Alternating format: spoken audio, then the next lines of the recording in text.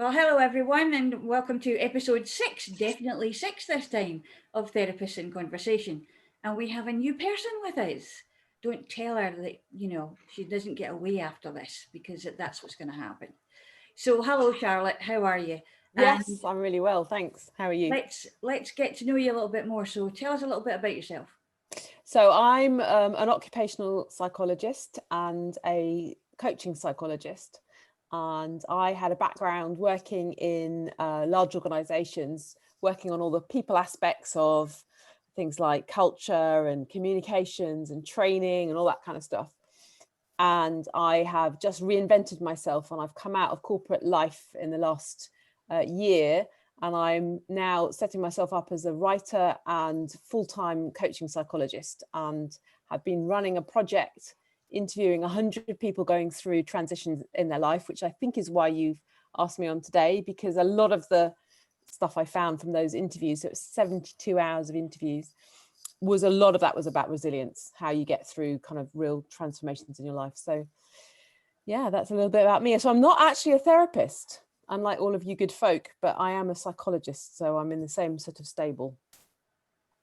Cool. Okay, so let's tell everybody again who we are. So let's start with the only man in the room, Dave. Why have I got to go first? Okay. I'm Dave Sleet. I'm Managing Director of A&A Psychological Accreditation. I'm also a published author. I published a work of what publishers call faction, so a blend of fact and that tells the story of a James Bond type character who blows about what goes on behind closed doors. I am a qualified coach and have been since 2006. And I've also released The Psychological Hive, which is the culmination of 20 years worth of research around the most successful companies and the most successful people on the planet, and what are the elements that exist in both those groups of organisations and people. And the lovely Vonnie. Well, I'm a private practitioner, qualified counsellor. I've been in private practice in London since 2003. Thankfully, it's always thrived for me. I must do something right in there somewhere along the way. And in 2018, I got diagnosed with colon cancer, currently in remission. That meant that I took a whole year basically off of the private practice to get through that. Circumstances meant that I'm quite political in the world of therapy. Combination of the cancer, time off, meeting Dave Sleet as a coach, and we decided to create an accreditation organisation. So I'm now CEO of an accreditation organisation, as well as still run the private practice. So that's me. Thank you. Trudi? I'm a Reiki master and holistic practitioner based in sunny Wiltshire, or not so sunny today, offering you the chance to rebalance your body through Reiki and natural non-invasive healing methods. Thank you. And see, I don't always get you to go first. Angela. Thank you ever so much for letting me off the hook there. I'm Angela, and I'm a health kinesiology practitioner. So a little bit like Trudi, all about the balance. It's an energy-based therapy, and it is fabulous in the fact that it works from physical, mental, emotional, and spiritual levels. So pretty much the whole piece. The whole shebang. The whole shebang. And absolutely. me, of course, I'm a shamanic consultant and practitioner, NLP and Erickson hypnosis, among other things. Keep it all under my hat. But I do like to tell stories. So tonight, what we're going to be discussing, hard on the heels of last month, which was the power of belief, we're going to talk about resilience. Now, at the moment, I think resilience is something that people are actually showing, but don't really know what they are showing and how much they've got. And I found this little quote that I love, basically because it was by somebody who I was totally in love with when I was a teenager. And so see if you can guess who this was. Be like water making its way through cracks. Do not be assertive, but adjust to the object, and you shall find a way round or through it. If nothing within you stays rigid, outward things will disclose themselves. Empty your mind, be formless. shapeless like water. If you put water into a cup, it becomes the cup. If you put water into a bottle, it becomes the bottle. You put it in a teapot, it becomes the teapot. Now water can flow or it can crash. Be water, my friend. Any takers for who that was? Well, I like that idea. And I like that idea because it's about the fluidity of life itself. If you think about what water represents, it represents 60% of our actual body.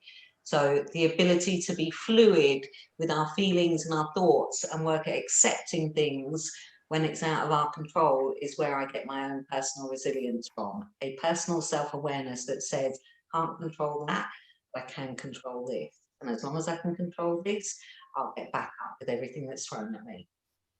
Yeah, I mean, I did earlier on, I thought I may as well do some homework and look up what resilience actually means. You And- did homework? I didn't get the memo. I'm sorry. The dog ate it. I did the homework. The dog ate I'm it. always doing homework. Everybody's doing homework these days. Can't Well, get that's away from very the true. homework. So resilient for a person or an animal is able to withstand or recover quickly from difficult conditions. Substance or object is able to recoil, spring back into shape after bending, stretching, or being compressed. Now, in the surgical sense, we would call some suture material resilient because it has memory, so it always goes back to its original form. But basically, it went on into Latin stuff about past participles, and then I slightly got confused and decided to stop, and my resilience ended there. So I just went to the dictionary and got one line. I didn't go down the Latin route. well, you know me, I love a bit of Latin every now and again.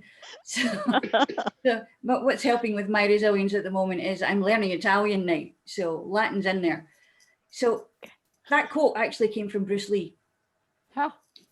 And he was not just a martial arts artist, but he was a philosopher as well. Mm.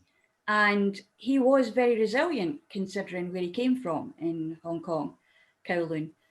And he was also a champion cha-cha-cha dancer. Really? He was. A man of many talents. When he wasn't shuffling his feet around the dance floor, he was shuffling his feet around gangs in Kowloon. So he had a pretty colourful time, and he was very resilient with it. So with that, basically, how do we each, Vonnie's just gone in there, but how do we each find resilience in ourselves? And I'm definitely going to you because you smiled, Angela. I always smile. I know, and I Maybe that's my resilience. Yeah. was that a nice save there? Do you know, I don't know. I don't know what my resilient state is or techniques. I think I'm just me. So it's a really interesting concept to try and unpack for me. And I guess it's just, I suppose it's just, for me, it feels as if it's just part of my nature that I'm just going to keep going. And I love that idea of flowing and the fluidity of the water. And I think that it is just for me, I just keep going. Yeah. I mean, it's like when you think of water, also it's the case of it takes its time, but it actually makes and carves out the land that it goes past, and it changes everything in its path eventually. It just doesn't have to do it right away. Unless, of course, it's a big iceberg and it's coming down like an avalanche force. Or a very large tidal wave. Yes, a very large tidal wave. Then it can really change things very, very quickly. But Bruce Lee also used the water analogy to explain how the power of water can also doesn't have to be a tidal wave, but it can be a drip. And even on a stone, water can carve its way through one drip at a time. It doesn't have its way through like a river.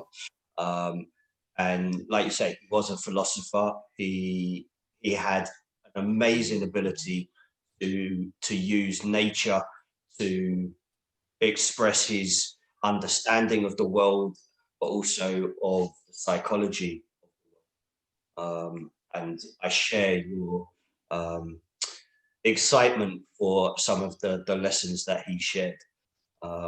one of those people that every now and again I do go back to and kind of go, there is a lot in there that just hasn't really been given credit. Yeah. So Charlotte, what do you think? I was talking to a client the other day, and we were talking about resilience, and the metaphor of earthquake came up, and we were talking about how there are certain buildings in an earthquake that stay standing and there are others that don't. And actually that goes back to the Bruce Lee point, which is to have flexibility and fluidity within that structure. So if you have a building that has built in it some movement, when the earthquake hits, it will be left standing. Whereas if you have a building that's incredibly rigid and has no movement at all, that's the one that tends to kind of shift and then crack and then fall. And we were talking about this concept about how you can be fluid in your life and fluid in the way that you tackle your problems. And Leslie, you may remember in the presentation I did 2 weeks ago, I talked about one of the key things for me was one of the interviewees that I spoke to was a Nigerian woman, and she had been an engineer for years and had always had this kind of project plan mentality of, you know, everything's very solid and structured and predictable, because she was doing these enormous projects of, you know, multi-billion pound or dollar projects. And she realized that this wasn't helping her in her life. And actually what she's now become is more fluid and more kind of, she meets opportunity as it comes up to her, and she's much more fluid and flexible.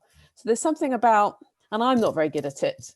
I'm not very good at it at all, and I'm trying to get better at it, but having a plan, but letting kind of life, being flexible enough, like the building in the earthquake zone that has some strength and some structure, but does allow kind of shift and movement. And that's, you know, I was working with her, but definitely, you know, sometimes I think we do coaching and psychology stuff for ourselves, don't we? Because it was a note to self. I need to do much more of the meeting the kind of the universe as it comes up and going, okay, fine, let's change the plan, let's make it different, you know, and not be quite so rigid. So that's what I would say in terms of what's happening for me at the moment around resilience. Yeah, I think that the universe tends to do that, tends to send us our mirrors in order to allow ourselves to learn as we teach. Or as we move, then we have to reactively and responsively move too. Trudi, you were doing some resilience earlier on, weren't you? Yes, I was. I was thinking about that. Yeah, so I think being a single mum and being a mum has taught me a lot of resilience and a lot to just go with the flow and just allow things to just be. Sometimes you will be in the right place at the right time, and you just have to trust it and hopefully work your way through it. So yes, literally 30 minutes ago I had a completely different place on. So we managed to still be where we need to be, and just good to go with it, I think. So do you think that resilience is something that we're born with, or is it something that we can actually learn to have? Does it have to be in there with our genetics, or can we actually learn to have it? I think it's a bit of both. I think there's a bit of nature, and I think there's a bit of nurture. What do you think, Trudi? I think it's very much that you are born with a certain element of something, but you'll learn how to deal with things in life, and you'll learn how to adapt and adjust and go with the flow more. And I think as you get older, you're perhaps more either gentle with yourself or more tolerant or more accepting.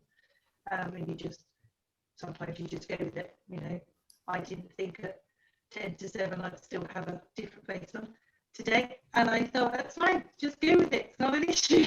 You just have to let go sometimes, and just, you know, I was tempted to come on with a different image, but we may have had to put a warning on the video before that, you know, if we yeah, may have had to put, you know, please don't show this to children. So Vonnie.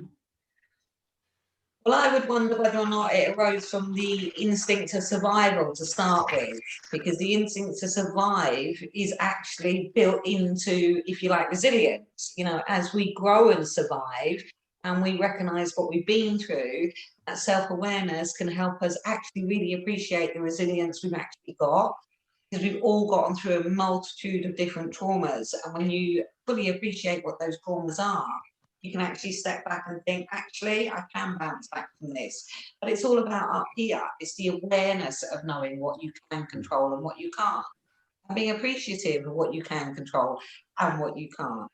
Recognising what you've been through and survived. And you're still here. We're all surviving and being resilient about a world pandemic. Can't get more resilient than going through what we're going through, reminding ourselves daily that we're actually surviving it because we're here physically. Yeah, I mean, when we take it right up into the clouds perspective, as a species, we are jacked into resilience, because that's how we managed to get to be the most wonderful species that we are. Yeah. All over the world, like a virus. There are those that will say the human species is the virus on the planet, and when we look at viruses, they are the ultimate survivor on every planet that we've ever understood. They are the entities that exist far longer, far deeper, far stronger than everything else. But when we look at the human condition, I think Vonnie is right in the sense that we can go through every kind of trauma every single day, but we forget that at the end of every single day, our survival rate as an individual against all of those traumatic and potentially traumatic instances, 100%. And we forget that we have 100% survival rate at the end of every day. Yeah. And it's that awareness of what we've been through, and then the appreciation of what it means to have got through that allows the resilience kind of awareness to kick in. The survival is there instinctively, because we are, from the moment we are taking that first breath, our very existence is based on survival. And right the way through to our last breath, it's exactly the same core instinct, is we have to survive. And even those that invariably have attempted not to, say at the moment that was if this or it's this, they chose survival. Yeah. So it's ingrained in us to survive, and the resilience is about the awareness of the survival. Yeah. Angela? I think back to the way you posed that question is, are we born with it or are we not? Well, when we're born, we don't have control. So are we not, by the very nature of it, resilient because we're going through doing whatever is expected of us? We're just lying there, we're sleeping, we're eating, we're pooping, and that's about it. And we just go with the flow. And is it then when we then go to school, or we then end up in nursery or wherever else we go, suddenly we've got the construct of time put on us, and the construct of you'll go to school and this is the time it'll start, and this is what you'll do today, and these are the subjects you're going to study. So we're then put into this artificial controlled structure that we then learn that we need that structure and we've got to follow this process. So as Charlotte was mentioning about the project management aspect, where that's almost ingrained into us from going to the school system. So where does the resilience, does it stay in, or does it get diluted because of the school structure and everything else? So it's just a bit of an interesting I don't know. I think it probably gets more with going to school, because you really have to be resilient in a playground full of people who are strangers, and some of whom will like you and some of whom will definitely not. And then you've got the whole thing about getting to and from. You have to learn, and it's learning to be resilient without even knowing. Yeah, but I guess from that perspective that not everyone does learn. So some people find that situation of being in the playground with all these people that maybe don't like them, and they respond differently to maybe somebody else who sees that and just gets on with it. So it's that artificial framework Mm. of trying to grow a youngling into something that fits with all the other younglings. And rather than the instinctive survival, understanding, acceptance of the world around them, it's a time constraint of you've come into this system now. So you come in at this point and you will leave it in 9 years' time at that point. Whatever goes on in between, the timeline does not change. And that's an artificial construct. So the internal resilience of the individual to cope with that insertion, if you like, is where you get that imbalance. Some people will go, okay, fine, this is the framework, this is the sausage machine I'm in, and I just go through it. And some people will go, no, this isn't where I fit. I'm in the wrong place at the wrong time with the wrong input and the wrong ingredients being put in, and it doesn't fit. And then the system goes, well, it's you that's broken because this is our system and we've done this for 200 years. So it can't be us that's real. Interesting though that schools in England only go for 9 years. I didn't know that. I'm sorry, I'm just joking.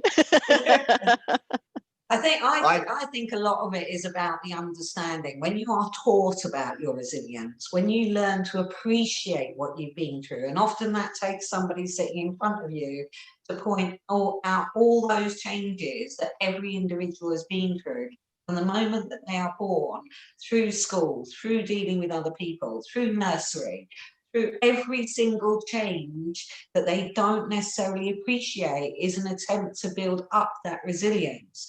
And depending on what a child goes through, they'll either not recognise that resilience because they're not being taught that that is their resilience, or they're simply going through it because they don't know any better.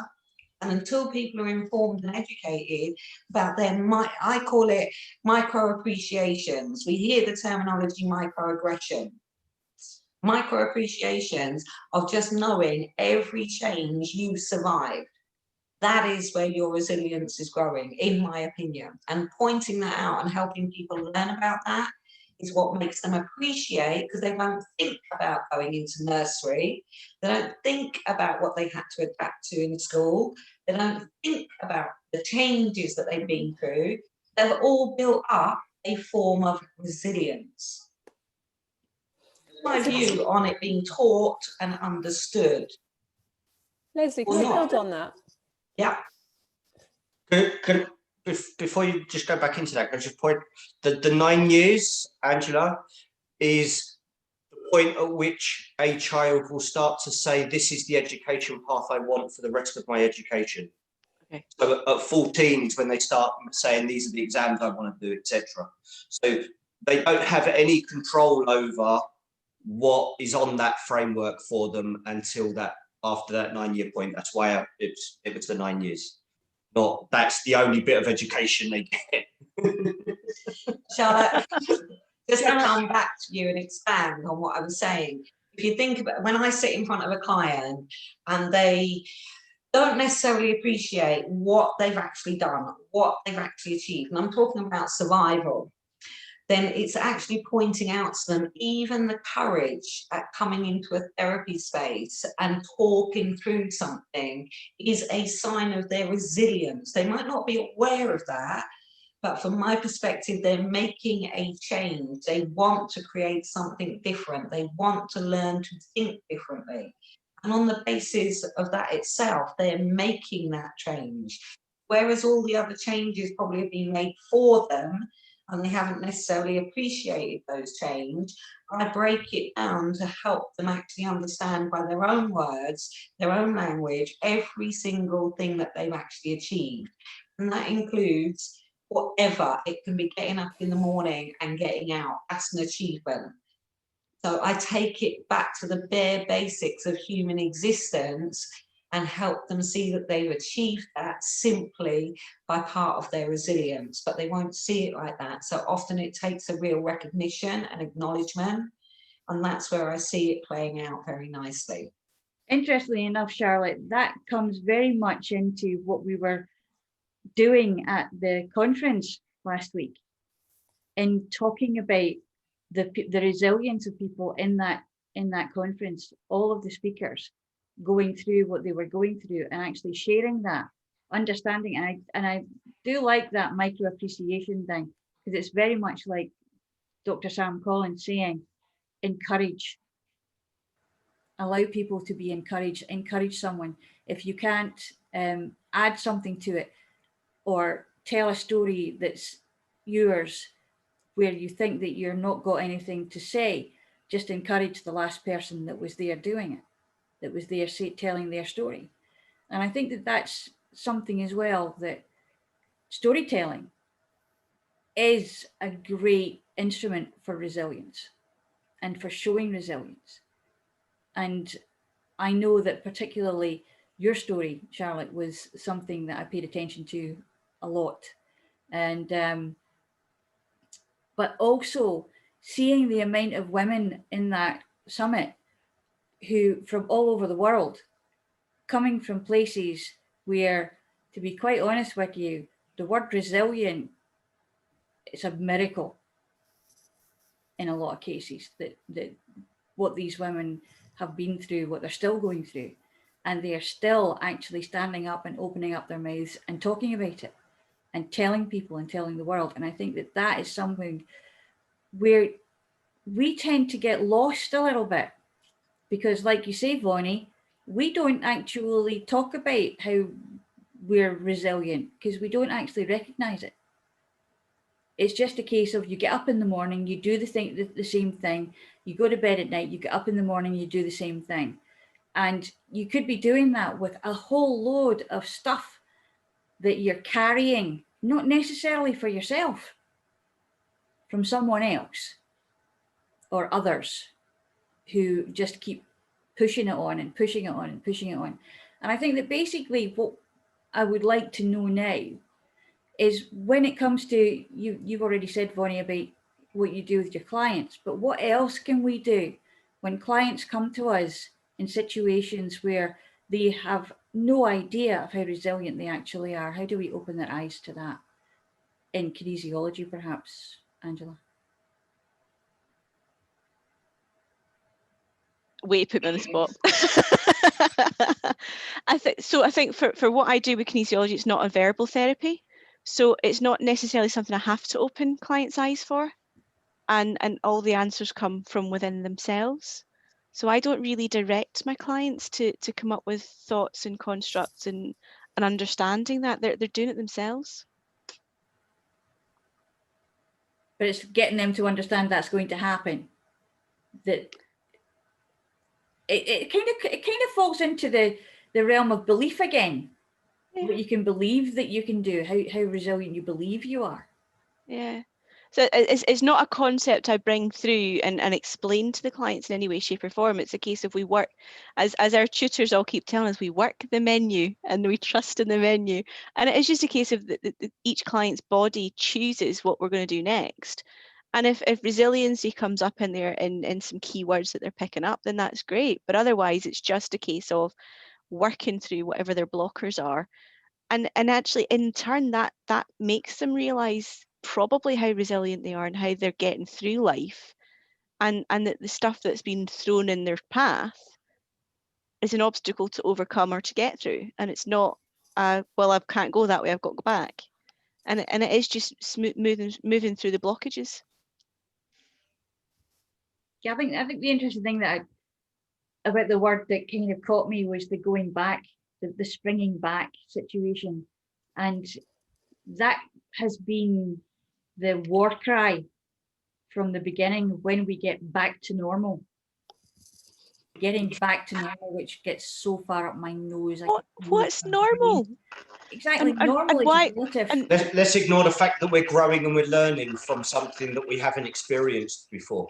Let's ignore the fact that all of the systems that we know were broken before, that created the crisis that we had before, are never going to be able to cope with this new scenario. So I've been saying that this year is a year of opportunity, because we can lose and get rid of all of the things that we've been saying for decades don't work. We've now got an excuse to say, there you go, there's proof that they don't work. So what's the gap? Take forward what does work, and we know the things that do work. we're left with the bits that we haven't carried forward. So what do we fill those gaps with? That's the opportunity for the growth out of this year. But while everyone... But only if you're brave enough to do it. Only if you are brave enough to accept that the old ways have died. The planet is grieving. The species is grieving everything that we have lost because of the pandemic. But while we are continually guided to, we will get back to that. No, that's died. That's gone. Grandma's gone. Let's not keep going round for Sunday dinner. Let's look at what we do after that. That kind of reminds me of something when a vet once asked me and said that I think, Leslie, that we should send you for a little course on grief counselling. And I was horrified at the idea of this because I just didn't do people at the time. Just no way. And I said, oh, where I come from, it's really easy. It's dead. Get over it. I hope you don't talk to your clients like that, Leslie. Yes, that was before. That's fine. I just wanted to make sure. Yeah, that was before I became people friendly. That was before I understood my resilience for dealing with people. Because before they scared the living daylights out of me. So yeah, but well, I think that we're in a phenomenal opportunity to be able to actually help people appreciate just how resilient they actually are. Yeah. Everybody that says to me, how are you doing? The first response I give, and it's become standard since going through the cancer, is I'm alive. But I'm grateful for my resilience to get through that. So on the back of that, it's almost like, for me, we're in the perfect opportunity to point out to anybody, you are surviving a world pandemic. When you get through this, which we all, hopefully, the ones that are still here, and I'm referring to us right now, we will get out the other side of this, and we will hopefully learn and develop about the resilience of the human race itself. And if we all could pull together, which is my idealistic, wonderful dream, which probably is never going to happen, just think about what we could achieve if we appreciated a whole world population working together to beat something. That's just my head. And I know it doesn't apply to most prime ministers or politicians out there, but it does in mine. Never. So I'm not going to encourage you to go down that route. But I think it's genuinely important to appreciate that daily we are still alive, and daily we are proving that we have resilience to ourselves. Just take somebody to remind us and point it out to us. Yeah. So what I'd point out from that, though, is I don't like the word surviving there. I think we're thriving, and I think we're moving forwards. And for me, the biggest challenge I've had in the last couple of months is everyone saying, isn't it awful what we're going through, and how bad is it? And we're all in this really dreadful situation, and it's awful for everyone. It's these big sweeping generalizations, as I had a bit of a go at Leslie earlier on for, I can't cope with these sweeping generalizations. We're not all going through exactly the same situation. We're not all responding to it in the same way. Yeah, so it's sorry, the dog sneezed. The dog sitting behind us and sneezed. Sorry. You're absolutely right, Angela. And I do agree with you, because at the end of the day, people are responding to this very, very differently. I have clients where their anxiety has gone through the roof. I've had clients that absolutely love being at home. So you never ever know. I think it's really important, and I do appreciate where you're coming from. Comes back to Leslie's point. Comes back to flexibility, comes back to resilience, comes back to your self-awareness, and comes back to appreciating we're getting through something. And you're right, I think that this is a phenomenal opportunity. So actually, I don't see it in a negative way. I see it as, where can we take our learning from this and take it into a future and create something 100% better than it ever was before. Yeah. So you're right, Angela, and I agree with you. Thank you. I concur. What do you think, Charlotte? About give me a specific thing that you'd like me to say, because we've talked so broadly. What would you like? Something from in there. Sorry, what was that?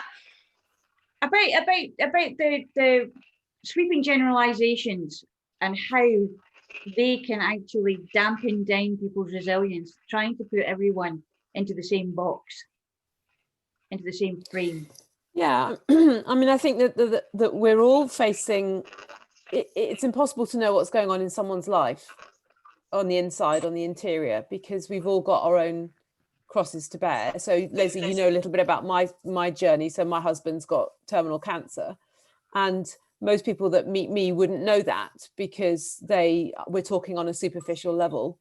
So it's very hard to know what anyone's going through at any time.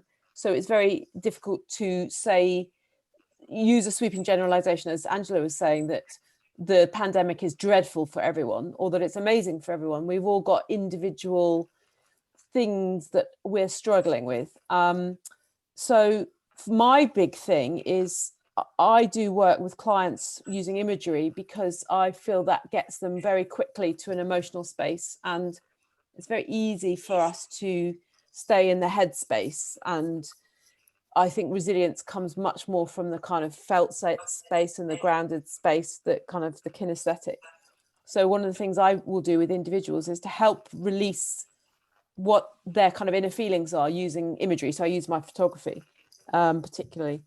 And in that way, you can get very, very specific to Angela's point about generalities. I can't say the word. You can get very, very specific very quickly to what is the core of someone's strength. So one of the exercises I do is to ask people to think of their strengths in terms of their skills and capabilities, but also their behaviors and personality. And they pick an image that represents that strength of theirs. And it can be anything on my pack. And they can talk for a very long time about their strengths. They can actually start going really deep into what creates that resilience for them. And so I think it's something about tapping into our kind of inner self and our inner kind of emotions, because we spend so much time up here and we think too much. So for me particularly, it's kind of getting back to the core of who I am and getting back to kind of a more of a felt sense. And I do that also a lot with exercise, and there's a lot of evidence that looks at being out in the kind of the out of the built environment into landscapes. There's a lot of work that's been done on blue-green coaching, which I'm sure you're all familiar with, that impacts the stress levels, it's the cortisone levels, the neuroscience. There's a lot of evidence that says the Victorians called it green therapy. Yeah, exactly. And you've got, and it's all very popular, kind of all this kind of gong baths and stuff, and kind of being out in the trees and doing kind of therapy out in the trees. But we've been, the Buddhists knew about it thousands of years ago, that there's a grounded nature to being out in the kind of a bigger environment that's bigger than ourselves. And I think there's something physical about that. So I try and do that quite a lot, which is personally to get out and to walk and be in nature. But, back to Angela's point, you can't generalize. So some people would find that deeply annoying to go out and wander amongst the trees, and some people would love to be elsewhere. So I suppose we're all different, aren't we? I mean, we've got 99.8% the same genes or something like that, but actually ultimately we're all quite different, and how we tackle resilience is very, very personal. I mean, back to Angela's point about the menu, if we have a menu in front of us, we'd all pick, all six of us would pick different things on that menu, wouldn't we? Because we're all different people. And I'll shut up now. It's very much a case of, for me personally, I have the belief that we've disconnected from nature to the extent where now we have nature deficit disorder in children, because they're afraid to go out because they don't know what grass is. Yeah. And that to me is just so cruel, for one thing. But also it shows how we got to where we are in this separation of self and understanding self, and just keeping it all up in the front brain, and therefore all the worry, all the stress, all the, what do I have to do for this, what do I have to do for that? There's no off switch there. But it's also the disconnect between, I've been saying since I started, probably before I started coaching as a qualified coach, is the human condition is made up of emotional, psychological, and physical. For a lot of people, that would be heart, mind, and soul. And we've disconnected those component parts. And we then treat each component part in isolation to the other two parts. So the medical team will look at the physical, they won't look at the other two parts. The psychological looks at the psychological and it doesn't look at the other two parts. I do. In general, again, general statements. But the disconnect to ourselves is those three elements. The disconnect to the world around us, as Leslie pointed out, is this disconnect to the natural world. And when we've disconnected as individuals, because the frameworks that we've been given, as Angela was mentioning, around the education system coming in and saying, right, you do this, then you do this, then you do this, they reinforce those disconnections. And then you have a situation where we're telling young people, don't go out because it's dangerous out there, stay inside. Only the danger was always inside. The danger was always more inside than it was ever outside. And Danger has always been there, though. Danger is always there, no matter where you are, inside or out. In fact, more accidents happen in the home than anywhere else. But at the same time, even forget this little micro-terrorist that's going around at the moment. We go outside, there's still tetanus in the ground, there's still smallpox, there's still polio, there's still all of these killers out there. And we've been wondering about for decades, hundreds of years, not even worrying about them, because we have been there and done that and seen it. And we've got something that we can deal with it with, because, you know, we have vaccines and things that we now know are there. Have evolved, and they've evolved over decades and decades. Yeah. And when those conditions first emerged, as terrifying as they were for the people at the time, they didn't have 24-hour news. No, they didn't, which was probably a blessing for them, because basically they were in their units, their family units, and their village units or their town units, and they were just getting on with it and dealing with the symptoms as they came. And there was a way of thinking at that time as well, where death was not really an enemy, it was a natural thing that would happen to you. And it's something that, again, we have so disconnected ourselves from, the idea that death is actually something that will happen to us all at one point. And again, that comes down to resilience, doesn't it? We got to a point as a species where we want to be able to control the facts of life. And we don't have control over every fact of life. We cannot stop death. And the fear that, you know, we've now got a pandemic that is more virulent than we've experienced before. Personally, I don't think it is more virulent than we've experienced before, but I think it's more virulent in the modern age.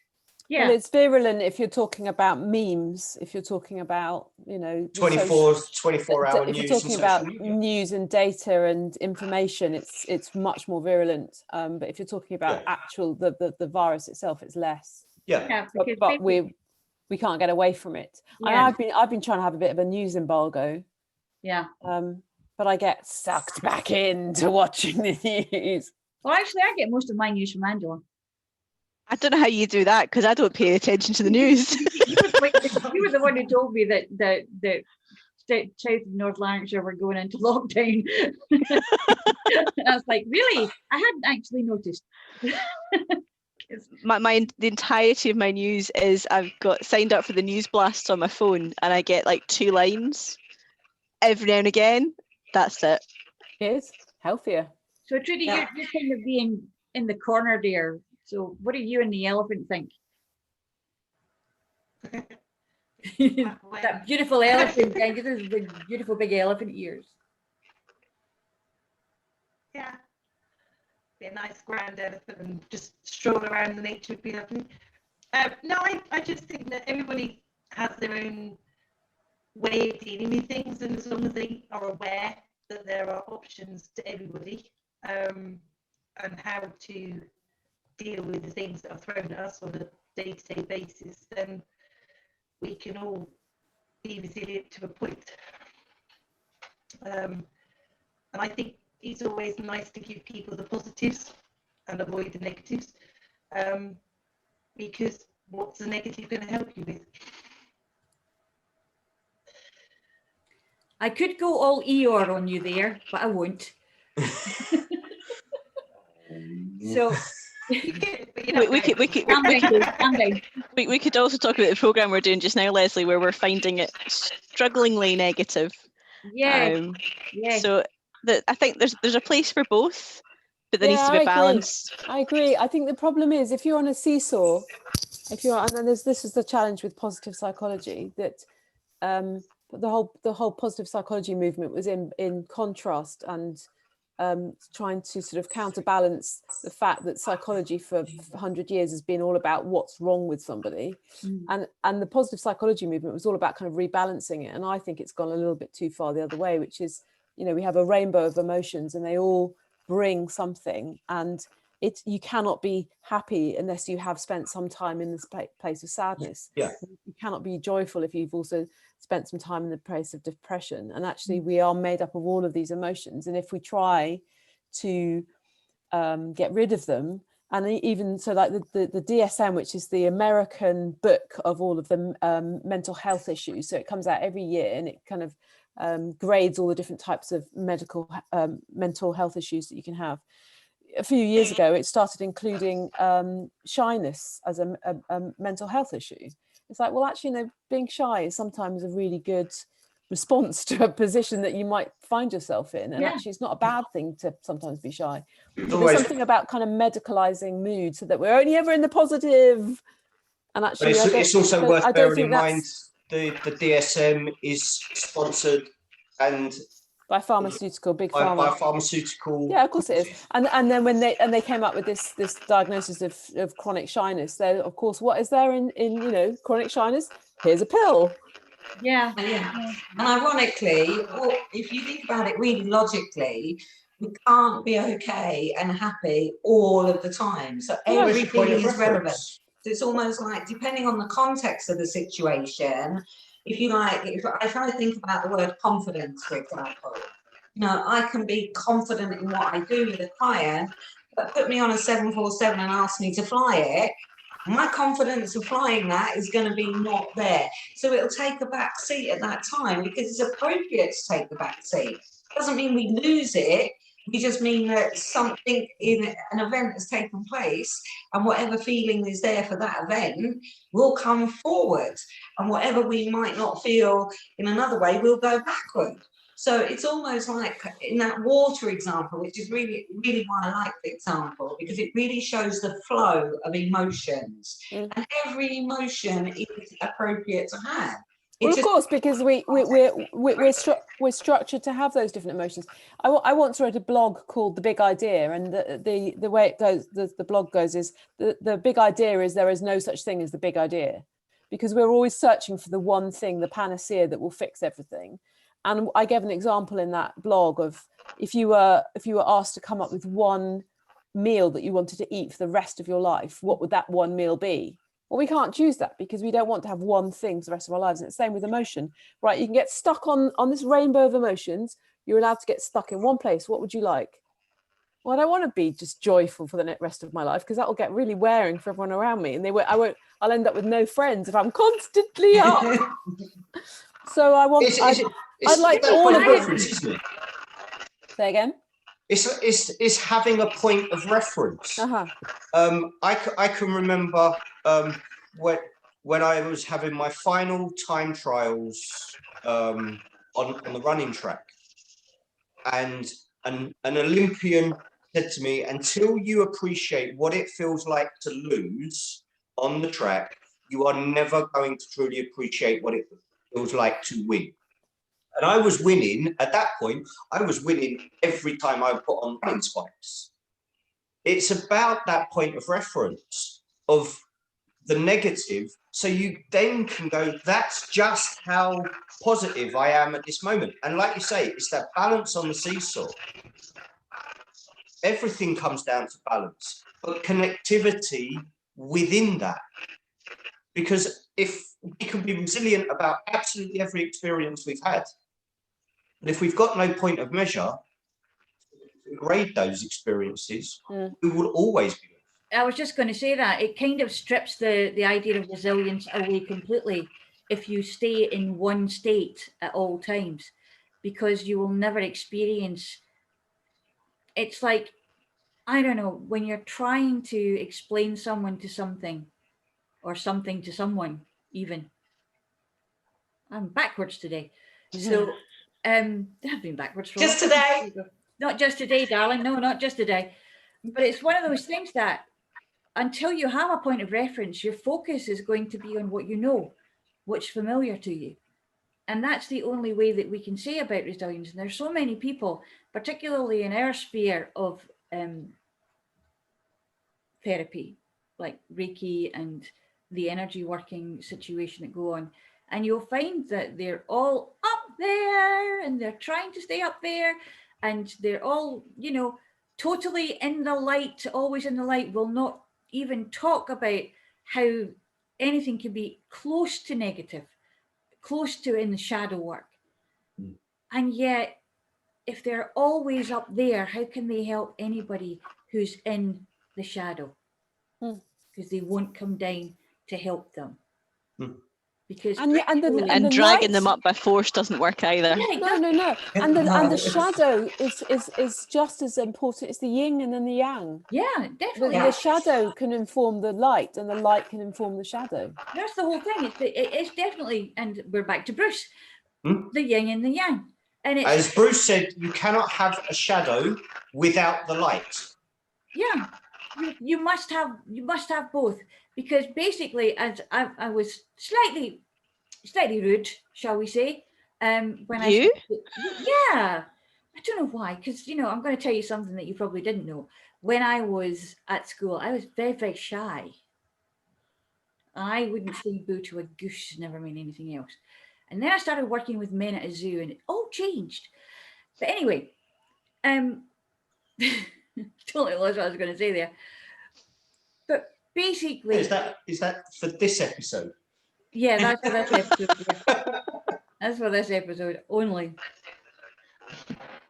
And it's one of those things that when we start and we're looking for the perfection, we forget that actually every moment is perfect in its own, because every moment is there for us to learn, for us to experience. And that's why we have tears that are different chemical build-ups and makeups for each emotion that we have. They're all chemically different.